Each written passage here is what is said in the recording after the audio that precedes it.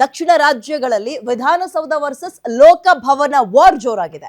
ತಮಿಳುನಾಡು ಕೇರಳದ ಬಳಿಕ ಕರ್ನಾಟಕದ ಸರದಿನ ಇವತ್ತು ರಾಜ್ಯಪಾಲರು ನಿಜಕ್ಕೂ ಜಂಟಿ ಅಧಿವೇಶನವನ್ನ ಕುರಿತು ಭಾಷಣ ಮಾಡ್ತಾರಾ? ಅಸಲಿಗೆ ಭಾಷಣ ಮಾಡಲೇಬೇಕು ಅನ್ನುವಂತಹ ರೂಲ್ಸ್ ಇದೆಯಾ? ಒಂದು ವೇಳೆ ಒಪ್ಪದೇ ಇದ್ರೆ ಸೆಷನ್ ನಡೆಯುತ್ತಾ ಅಥವಾ ಇಲ್ವಾ? ಅಂದ್ರೆ ಅವ್ರು ಬಂದು ಭಾಷಣವನ್ನ ಮಾಡ್ಲಿಲ್ಲ ಅಂದ್ರೆ ಸೆಷನ್ ಅನ್ನ ಮುಂದೂಡ್ಬೇಕಾಗತ್ತಾ? ನೋಡ್ತಾ ಹೋಗೋಣ. ಸಂಪ್ರದಾಯದಂತೆ ಅಂಡ್ ಕಾನೂನಿನಂತೆ ವರ್ಷದ ಮೊದಲ ಅಧಿವೇಶನ ಅಂತ ಏನ್ ಕರೀತಾರೆ, ಜಂಟಿ ಅಧಿವೇಶನವನ್ನ ದೇ ಶುಡ್ ಕಮ್. ರಾಜ್ಯಪಾಲರು ಅಥವಾ ಗವರ್ನರ್ ಬಂದು ಸರ್ಕಾರ ಸಿದ್ಧಪಡಿಸಿರುವ ಅಂಡ್ ಅವ್ರು ಏನ್ ಚರ್ಚೆ ಮಾಡಬೇಕು ಅಂತ ಹೊರಟಿದ್ದಾರೆ ಅದರ ಒಂದು ಬ್ಲೂ ಪ್ರಿಂಟ್ ಅನ್ನ ಅಥವಾ ಒಂದು ಭಾಷಣದ ಪ್ರತಿಯನ್ನ ರಾಜ್ಯಪಾಲರಿಗೆ ಕೊಡ್ತಾರೆ. ರಾಜ್ಯಪಾಲರು ಬಂದು ಹಾರ್ಡ್ಲಿ ಇದು ಒಂದು 30 ರಿಂದ 40 ನಿಮಿಷ, ಹಬ್ಬ ಅಂದ್ರೆ ಒಂದು 50 ನಿಮಿಷ ತಗೊಳ್ಬಹುದು. ಅದನ್ನ ಓದ್ತಾರೆ, ಹೋಗ್ತಾರೆ, ಕೆಲವೊಂದು ಸಲ ಕರೆಕ್ಷನ್ಸ್ ಇದ್ರೆ ಅದನ್ನೂ ಕೂಡ ಹೇಳ್ತಾ ಇದ್ರು.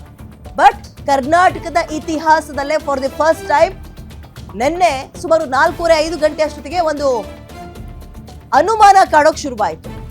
ವರ್ಷದ ಮೊದಲ ಜಂಟಿ ಅಧಿವೇಶನಕ್ಕೆ ರಾಜ್ಯಪಾಲರು ಬರ್ತಾರಾ ಅಥವಾ ಬರಲ್ವಾ? ಬರ್ಲಿಲ್ಲ ಅಂದ್ರೆ ಹೆಂಗೆ?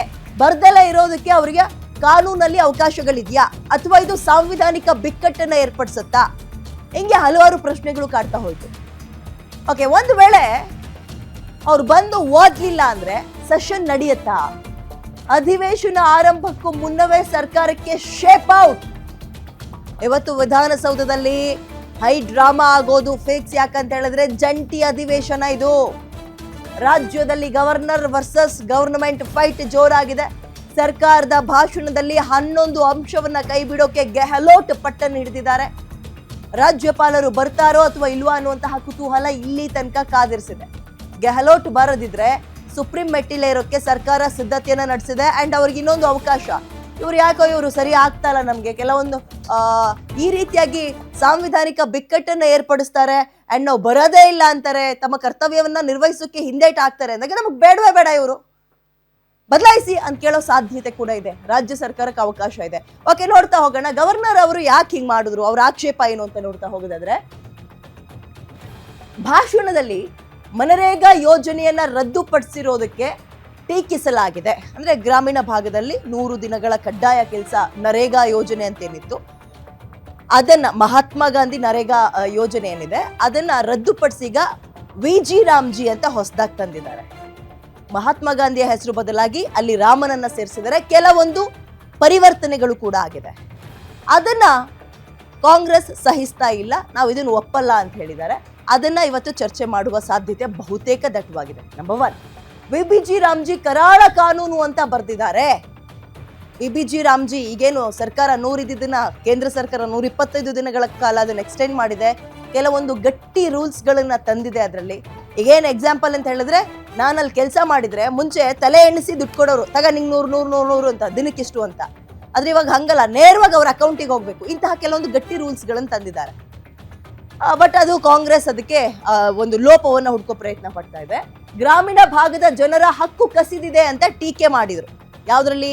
ರಾಜ್ಯಪಾಲರಿಗೆ ಬರ್ಕೊಡ್ತಾರಲ್ಲ ಅದ್ರಲ್ಲಿ ಹಂಗಂದಿದ್ದಾರೆ. ಕರಾಳ ಟೀಕೆ ಮಾಡುವಂತಹ ಪದಗಳು, GST ಅನ್ಯಾಯ ಆಗಿರೋದು ಅಂಡ್ ಕೇಂದ್ರದ ಯೋಜನೆಗಳಿಗೆ ಅನುದಾನ ಇಲ್ಲ ಅನ್ನಲಾಗಿದೆ. ಹಾಗಾಗಿ ಇಂತಹ ಕೆಲವೊಂದು ಪದಗಳನ್ನು ಬರೆದಿದ್ರು. ಆದ್ರಿಂದ ರಾಜ್ಯಪಾಲರ ಭಾಷಣದಲ್ಲಿ 11 ಪ್ಯಾರವನ್ನ, ಇದು 11ನೇ ಪ್ಯಾರವನ್ನ ಅಥವಾ 11 ಪ್ಯಾರವನ್ನ ಸ್ವಲ್ಪ ಕನ್ಫ್ಯೂಷನ್ ಇದೆ, ಅದನ್ನ ತೆಗೀರಿ ಅಥವಾ ಆಲ್ಟರ್ನೇಟ್ ಮಾಡ್ಕೊಡಿ ಅಂತ ಕೇಳಿದ್ರು ರಾಜ್ಯಪಾಲರು.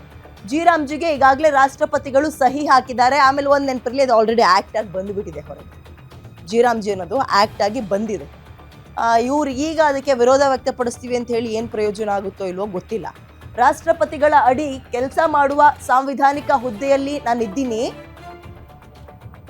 ಇದನ್ನ ರಾಜ್ಯಪಾಲರು ಹೇಳ್ತಿರೋದು. ಆದ್ರಿಂದ ಕಾಯ್ದೆ ವಿರುದ್ಧ ನಾನು ಮಾತನಾಡಲ್ಲ ಅಂತ ಗವರ್ನರ್ ನಕಾರ ಅಥವಾ ನಾನು ಮಾತಾಡಲ್ಲ ಅನ್ನೋ ರೀತಿಯಲ್ಲಿ ಧಾಟಿಯಲ್ಲಿ ಮಾತಾಡಿದ್ದಾರೆ.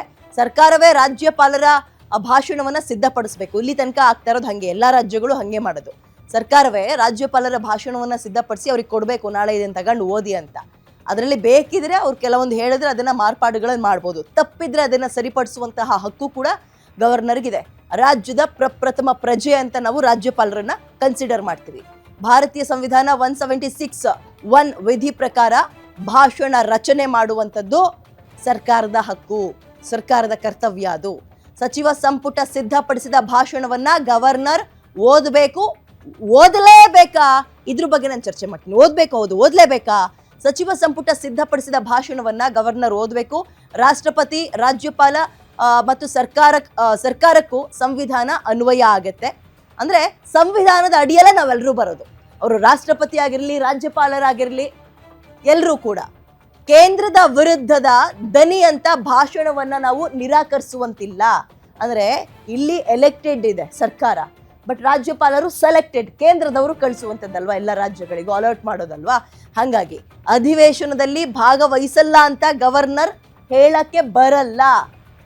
176 ಆರ್ಟಿಕಲ್ 176, 175, 174 ಏನು ಅಂದ್ರೆ ಅದು ಅವರ ಹಕ್ಕು ಮತ್ತು ಕರ್ತವ್ಯ. ಅಂಡ್ ಇಟ್ಸ್ ಅ ಮ್ಯಾಂಡೇಟ್ರಿ, ಅಂದ್ರೆ ಕಡ್ಡಾಯ. ಅಟ್ಲೀಸ್ಟ್ ಅವರು ಅದು ಕೆಲವೊಂದಕ್ಕೆ ಓದಕ್ಕೆ ಆಕ್ಷೇಪ ಇದ್ರೆ ಬಂದು ನಾನು ಟೇಬಲ್ ಮಾಡ್ತಾ ಇದ್ದೀನಿ ಅಥವಾ ಮಂಡಿಸ್ತಾ ಇದ್ದೀನಿ ಅಂತ ಹೇಳಿ ಹೋಗ್ಬೋದು. ಅವ್ರು ಬರೋದೇ ಇಲ್ಲ ಅಂತ ಹೇಳಕ್ಕಾಗಲ್ಲ. ಅದು ಸಾಂವಿಧಾನಿಕ ಬಿಕ್ಕಟ್ಟನ್ನು ಸೃಷ್ಟಿ ಮಾಡುತ್ತೆ. ಅಂಡ್ ಕರ್ನಾಟಕದ ಇತಿಹಾಸದಲ್ಲಿ ಇಲ್ಲಿ ತನಕ ಇಂಥದ್ದು ಆಗಿರಲಿಲ್ಲ. ರಾಜ್ಯ ಸರ್ಕಾರಗಳು ಹೇಳ್ತಾ ಇರುವಂಥದ್ದು, ನಿಮ್ಮ ಕರ್ತವ್ಯವನ್ನು ನೀವು ನಿರ್ವಹಿಸಲ್ಲ ಅಂದ್ರೆ ನೀವು ಹೆಂಗೆ ಗವರ್ನರ್ ಅಂತ ಅನ್ಸ್ಕೊಳ್ತೀರಿ? ಇನ್ ಕೇಸ್ ಇವತ್ತೇನಾದರೂ ಬರಲಿಲ್ಲ ಅವರು ಅಂತ ಅಂದ್ಕೊಳ್ಳಿ, ರಾಜ್ಯ ಸರ್ಕಾರಕ್ಕೆ ಒಂದು ಅವಕಾಶ ಇದೆ. ಅದು ಪತ್ರ ಬರೀತಾರೆ, ಈ ರಾಜ್ಯಪಾಲರು ನಮಗೆ ಸರಿಯಾಗಿ ಕೋಪರೇಟ್ ಮಾಡ್ತಾ ಇಲ್ಲ, ಇಂತಿಂಥ ಬ್ಲೆಂಡರ್ಗಳನ್ನು ಮಾಡ್ತಾ ಇದ್ದಾರೆ, ಪ್ಲೀಸ್ ಇವರಿಗೆ ಗೇಟ್ ಪಾಸ್ ಕೊಟ್ಟು ಇನ್ನೊಬ್ಬರನ್ನ ಅಲರ್ಟ್ ಮಾಡಿ ಅಂತ ಸಾಧ್ಯತೆಗಳಿದೆ. ಅಂಡ್ ಇನ್ನೊಂದು ಆರೋಪ, ರಾಜ್ಯಪಾಲರ ಕೈಲಿ ಬಿಜೆಪಿಯವರು ಅಥವಾ ವಿರೋಧ ಪಕ್ಷದ ನಾಯಕನ ಕೆಲಸವನ್ನ ಮಾಡಿಸ್ತಾ ಇದ್ದಾರ ರಾಜ್ಯಪಾಲರ ಕೈಲಿ ಅನ್ನುವಂತಹ ಆರೋಪವನ್ನು ಕೂಡ ಕಾಂಗ್ರೆಸ್ ಮಾಡುವ ಸಾಧ್ಯತೆಗಳಿದಾವೆ. ಓಕೆ, ಬೇರೆ ರಾಜ್ಯಗಳಲ್ಲಿ ಹಿಂಗೇನಾದ್ರೂ ಆಗಿತ್ತಾ ದೇಶದಲ್ಲಿ ಅಂತ ನೋಡೋದಾದ್ರೆ, ಎಸ್, ಇತ್ತೀಚೆಗೆ ಈ ರೀತಿಯಾಗಿ ಟ್ರೆಂಡ್ ಶುರುವಾಗಿದೆ. ಎಲ್ಲೆಲ್ಲಿ? ತಮಿಳುನಾಡಿನಲ್ಲಿ, ಕೇರಳದಲ್ಲಿ, ಪಶ್ಚಿಮ ಬಂಗಾಳದಲ್ಲಂತೂ ಹಿಗ್ಗಾಮುಗ್ಗ ಫೈಟ್ ಬಿಡಿ. ಪಶ್ಚಿಮ ಬಂಗಾಳದಲ್ಲಿ ನೆಕ್ಸ್ಟ್ ಲೆವೆಲ್, ಅಲ್ಲಿನ ರಾಜ್ಯಪಾಲರು ಅಷ್ಟೇ ಖಡಕ್ ಆಗಿದ್ದಾರೆ. ಅಂಡ್ ಆ ಮೇಡಮ್ ಅವ್ರನ್ನ ಕೇಳ್ಬೇಕಾ, ದೀದಿ ಅವ್ರನ್ನ ಕೇಳ್ಬೇಕಾ? ಅವ್ರ ಇನ್ನೊಂದು ಹಂತ. ಅಲ್ಲಿ ಯಾವಾಗ್ಲೂ ಮುಖ್ಯಮಂತ್ರಿಗಳು ವರ್ಸಸ್ ರಾಜ್ಯಪಾಲರು ಅಥವಾ ಗವರ್ನರ್ ಇದ್ದೇ ಇರುತ್ತೆ. ಬಟ್ ನಮ್ಮ ಕಡೆಯಲ್ಲಿ ಸ್ವಲ್ಪ ಕಡಿಮೆ ಇತ್ತು. ನಮ್ಮ ರಾಜ್ಯದಲ್ಲಂತೂ ಈ ರೀತಿಯಾಗಿ ಇರಲಿಲ್ಲ. ಬಟ್ ಈಗ ಯಾಕೆ ಹಿಂಗಾಗಿದೆ ಅಂದ್ರೆ, ಕೇಂದ್ರ ಸರ್ಕಾರ ಜಾರಿಗೆ ತಂದಿರುವ ಯೋಜನೆಗಳನ್ನ ಕೇಂದ್ರ ಸರ್ಕಾರ ಅಲರ್ಟ್ ಮಾಡಿರುವ ಗವರ್ನರ್ ಕೈಯಲ್ಲೇ ತೆಗಳಿಸೋದು, ಇಂತಹ ಪ್ರಯತ್ನಕ್ಕೆ ಕಾಂಗ್ರೆಸ್ ಮುಂದಾಗಿದೆ. ಇದು ಮುಜುಗರ ತರಿಸುವಂತಹ ವಿಚಾರ, ಡೆಫಿನೆಟ್ಲಿ ಎಸ್. ಹಾಗಾಗಿ ಗವರ್ನರ್ ಇದನ್ನ ಬದಲಾಯಿಸ್ಕೊ ಬನ್ನಿ, ಅಥವಾ ಪ್ಯಾರ ಬಿಟ್ಟು ಬನ್ನಿ, ಅಥವಾ ನಾನು ಬರಲ್ಲ ಇಂಥದ್ದು ಏನೋ ಹೇಳಿದ್ರು. ಅದಾದ್ಮೇಲೆ HK ಪಾಟೀಲ್ರು ಬಹಳ ಸಂವೇದನಾಶೀಲ ಮಂತ್ರಿಗಳು, ಅನುಮಾನವೇ ಬೇಡ, ಬಹಳ ಎಕ್ಸ್ಪೀರಿಯನ್ಸ್ ಇರುವಂತಹ ಅನುಭವ ಮಂತ್ರಿಗಳು ಹೋಗಿ ನಿಭಾಯಿಸ್ಕೊಂಡು ಬಂದಿದ್ದಾರೆ. ಬಟ್ ಆದ್ರೂ ಕುತೂಹಲ ಇರುವಂಥದ್ದು ಏನು ಅಂದ್ರೆ, ರಾಜ್ಯ ಸರ್ಕಾರ ಏನ್ ಹೇಳ್ತಾ ಇದೆ ಗೊತ್ತಾ? ಈ 11ನೇ ಪ್ಯಾರ ಏನಿದೆ, ಇದ್ರಲ್ಲೇ ನಮ್ಮ ರಾಜ್ಯಕ್ಕಾಗಿರುವಂತಹ ಅನ್ಯಾಯಗಳು ಮತ್ತು ನಮ್ಮ ರಾಜ್ಯಕ್ಕೆ ಏನೇನು ಬರಬೇಕು ಇವೆಲ್ಲವನ್ನ ನಾವು ಬರ್ದಿದ್ದೀವಿ. ಹಾಗಾಗಿ ಅದನ್ನ ಕೈ ಬಿಡೋ ಮಾತೇ ಇಲ್ಲ ಅಂತ ಹೇಳಿದ್ದಾರೆ. ಭಾಷಣದ 11 ಪ್ಯಾರ ಬದಲಿಸುವಂತೆ ರಾಜ್ಯಪಾಲರು ಸೂಚನೆ ಕೊಟ್ಟಿದ್ದಾರಲ್ಲ, ಅದು ರಾಜ್ಯದ ಹಿತ ಕಾಯುವ ಅಂಶಗಳನ್ನ ಒಳಗೊಂಡಿದೆ. ಹಾಗಾಗಿ ಅದನ್ನ ಕೈ ಬಿಡೋ ಚಾನ್ಸೇ ಇಲ್ಲ ಅಂತ. ಸೊ ಓಕೆ, ವಾಟ್ ಅಬೌಟ್ ರಾಜ್ಯಪಾಲರು ಏನ್ ಮಾಡ್ತಾರೆ ಇವಾಗ? ಕುತೂಹಲ ಇದೆ, ಇವತ್ತು ಕಾದ್ ನೋಡೋಣ. ಕಂಪ್ಲೀಟ್ ಆಗಿ ಇವತ್ತು ಜಂಟಿ ಅಧಿವೇಶನ,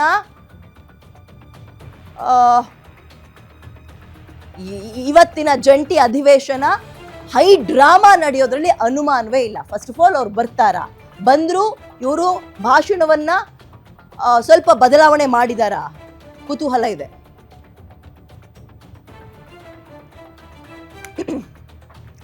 ಓಕೆ, ಮತ್ತಷ್ಟು ಮಾಹಿತಿಯನ್ನ ಮತ್ತು ವಿಶ್ಲೇಷಣೆಯನ್ನ ನನ್ನ ಕಲ್ಲಿಗೆ ಮಾರುತಿ ನೀಡ್ತಾ ಹೋಗ್ತಾರೆ, ಲೈವಿಗೆ ಜಾಯ್ನ್ ಆಗ್ತಾರೆ. ಮಾರುತಿ, ಇತ್ತೀಚೆಗೆ ಎಲ್ಲೆಲ್ಲಿ ನಾನ್ ಬಿಜೆಪಿ ಮತ್ತು ಆಂಟಿ ಬಿಜೆಪಿ ರಾಜ್ಯಗಳಿದಾವೋ ಅಲ್ಲೆಲ್ಲ ಈ ರೀತಿಯ ಹೊಸ ಟ್ರೆಂಡ್ ಶುರುವಾಗಿದೆ. ಸೊ ಈಗ ಅದು ನಮ್ಮಲ್ಲೂ ಕೂಡ ಆರಂಭ ಆಗಿದೆ. ಏನಾಗ್ಬೋದು ಇವತ್ತು, ಏನೇನು ನಿರೀಕ್ಷೆ ಇಟ್ಕೊಳ್ಬಹುದು ರಾಜ್ಯಪಾಲರ ಭಾಷಣದ ಮೇಲೆ? ವಿದ್ಯಾ, ದೇಶದ ರಾಜಕಾರಣವನ್ನು ನೋಡಿದಾಗ, ಬೇರೆ ಬೇರೆ ರಾಜ್ಯಗಳ ರಾಜಕಾರಣವನ್ನು ನೋಡಿದಾಗ, ಕರ್ನಾಟಕ ಯಾವತ್ತೂ ಕೂಡ ಇಂಥ ಒಂದು ಸಂಪ್ರದಾಯವನ್ನು ನೋಡಿರಲಿಲ್ಲ, ಇಂಥ ಒಂದು ಸಂವಿಧಾನಿಕ ಬಿಕ್ಕಟ್ಟನ್ನು ನೋಡಿರಲಿಲ್ಲ. ಬೊಮ್ಮಾಯಿಯವರ ಸರ್ಕಾರ ಬೀಳಿದ್ದು ಬೇರೆ ಕಾರಣಕ್ಕೋಸ್ಕರ ಅನ್ನೋದನ್ನು ಬಿಟ್ಟರೆ, ಈ ರೀತಿಯಾಗಿ ಸರ್ಕಾರ ಮತ್ತು ಗವರ್ನರ್ ನಡುವೆ ಯಾವತ್ತೂ ಇಷ್ಟು ದೊಡ್ಡ ಮಟ್ಟದ ಬಿಕ್ಕಟ್ಟುಗಳು ಸೃಷ್ಟಿ ಆಗಿರಲಿಲ್ಲ. ಅದರಲ್ಲೂ ಯಡಿಯೂರಪ್ಪ ಅವರು ಮುಖ್ಯಮಂತ್ರಿ ಆಗಿದ್ದಾಗ ಅಂದಿನ UPAಯಿಂದ ಆಯ್ಕೆಯಾಗಿ ಬಂದಿದ್ದಂತಹ ರಾಜ್ಯಪಾಲರು ಮತ್ತು ಯಡಿಯೂರಪ್ಪ ಅವ್ರ ನಡುವೆ ನೇರ ಪೈಪೋಟಿತ್ತು. ಯಡಿಯೂರಪ್ಪ ಅವರ ವಿರುದ್ಧ PCR ದಾಖಲು ಮಾಡೋದಕ್ಕೆ ಅವಕಾಶಗಳನ್ನು ಕೊಟ್ಟಿದ್ದರು. ಆದರೆ ಯಾವತ್ತೂ ಕೂಡ ರಾಜ್ಯಪಾಲರು ಸಾರಾಸಗಟಾಗಿ ನೇರವಾಗಿ ಖಡಕ್ಕಾಗಿ ನಾನು ಭಾಷಣ ಓದೋದಕ್ಕೆ ಬರೋದಿಲ್ಲ ಅನ್ನುವಂಥ ಒಂದು ಸಂದೇಶವನ್ನು ರಾಜ್ಯ ಸರ್ಕಾರಕ್ಕೆ ಕಳಿಸಿರಲಿಲ್ಲ. ಆದರೆ ಮೊದಲನೇ ಬಾರಿಗೆ ಅಂಥ ಒಂದು ಸಂಪ್ರದಾಯವನ್ನು ಮುರಿಯುವಂಥ ಒಂದು ಕೆಲಸ ಈಗಿರುವಂತಹ ರಾಜ್ಯಪಾಲರು ಮಾಡ್ತಾ ಇದ್ದಾರೆ ಅನ್ನುವಂಥದ್ದು ಒಂದು ಪ್ರಶ್ನೆ. ಜೊತೆಗೆ ರಾಜ್ಯಪಾಲರಿಗೆ ಇರುಸು ಮುರುಸು ಆಗುವಂಥ ಒಂದು ರೀತಿಯಲ್ಲಿ ರಾಜ್ಯ ಸರ್ಕಾರ ಭಾಷಣವನ್ನು ಸಿದ್ಧಪಡಿಸಿ ರಾಜಭವನಕ್ಕೆ ಕಳಿಸ್ಕೊಟ್ಟಿದೆಯಾ ಅನ್ನುವಂಥದ್ದು ಕೂಡ ಇಲ್ಲಿ ಚರ್ಚೆ ಆಗ್ತಾ ಇರುವಂಥದ್ದು. ಇಬ್ಬರೂ ಕೂಡ ಪ್ರತಿಷ್ಠೆಗೆ ಬಿದ್ದಿದ್ದಾರೆ. ಒಂದು ಕಾಂಗ್ರೆಸ್ ಹೈಕಮಾಂಡ್ ಅಣತಿಯಂತೆ ಕಾಂಗ್ರೆಸ್ ಸರ್ಕಾರ ಈಗ ರಾಜ್ಯಪಾಲರ ಜಂಟಿ ಅಧಿವೇಶನವನ್ನು ಉದ್ದೇಶಿಸಿ ಮಾಡುವಂತಹ ಒಂದು ಭಾಷಣವನ್ನು ತಯಾರು ಮಾಡಿದೆ ಅನ್ನುವಂಥ ಒಂದು ಆರೋಪ BJP ಅವರು ಮಾಡ್ತಾ ಇರುವಂಥದ್ದು. ಈಗ ಸಿಕ್ಕಿರುವಂಥ ಅಂಶಗಳನ್ನು ನೋಡಿದ್ದೆ ಆದರೆ ಅದಕ್ಕೆ ತಕ್ಕಂತೆ ಭಾಷಣದ ಪ್ರತಿ ರೆಡಿಯಾಗಿದೆ. ಅದೇ ರೀತಿ ಕೇಂದ್ರ ಸರ್ಕಾರದ ಅಣತಿಯಂತೆ ರಾಜ್ಯಪಾಲರು ನಡ್ಕೊಳ್ತಾ ಇದ್ದಾರಾ ಅನ್ನುವಂಥ ಒಂದು ಅನುಮಾನಗಳು ಏನು ಸೃಷ್ಟಿಯಾಗಿದ್ದಾವೆ, ಅದಕ್ಕೆ ತಕ್ಕಂತೆ ತಾವರ್ಚಂದ್ ಗೆಹ್ಲೋಟ್ ಅವರು ನಡ್ಕೊಳ್ತಿದ್ದಾರಾ ಅನ್ನುವಂಥ ಒಂದು ಸಂಶಯಗಳು ಕೂಡ ಸೃಷ್ಟಿಯಾಗಿರುವಂಥದ್ದು. ಅವರ ನಡೆ ಮತ್ತು ನುಡಿಯನ್ನು ನಿನ್ನೆಯಿಂದ ನೋಡ್ತಾ ಇದ್ದರೆ ಬಹುತೇಕ ಅದು ಕೂಡ ನಿಜ ಆಗ್ತಿದೆ. ಒಟ್ಟಾರೆ ನಿನ್ನೆಯಿಂದಲೂ ಕೂಡ ಆರಂಭ ಆಗಿರುವಂತಹ ಗವರ್ನರ್ ಮತ್ತು ಗೌರ್ಮೆಂಟ್ ಬೇರೆ ಬೇರೆ ವಿಚಾರಗಳಿಗೆ ಕಳೆದ ಈ ಸರ್ಕಾರ ಬಂದಾಗಲಿಂದಲೂ ಕೂಡ ದೊಡ್ಡ ಸಮಸ್ಯೆ ಗೌರ್ಮೆಂಟ್ ಮತ್ತು ಗವರ್ನರ್ ನಡುವೆ ಇದ್ದೇ ಇದೆ.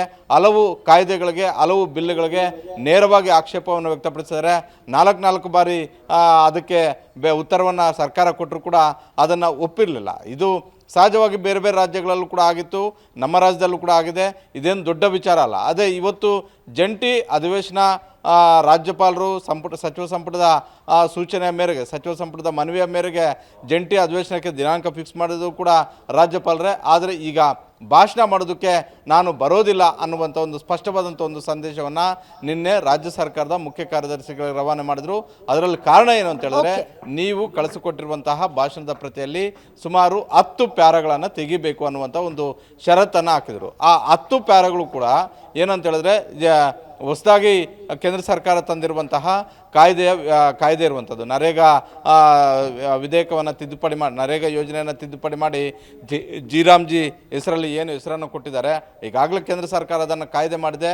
ಈಗೇನು ಇವರು ಕಾಂಗ್ರೆಸ್ ಅವರು ಆಕ್ಷೇಪ ಮಾಡಿ ಅದಕ್ಕೆ ಪ್ರತಿಭಟನೆ ಮಾಡಿ ಏನೂ ಮಾಡೋದಕ್ಕಾಗೋದಿಲ್ಲ. ಆದರೆ ದೇಶಾದ್ಯಂತ ಇದು ಚರ್ಚೆ ಆಗಬೇಕು ಅನ್ನುವಂಥ ಒಂದು ಕಾರಣಕ್ಕೋಸ್ಕರವೇ ಆತಾತುರವಾಗಿ ಜಂಟಿ ಅಧಿವೇಶನವನ್ನು ಕೂಡ ಫಿಕ್ಸ್ ಮಾಡಿರುವಂಥದ್ದು.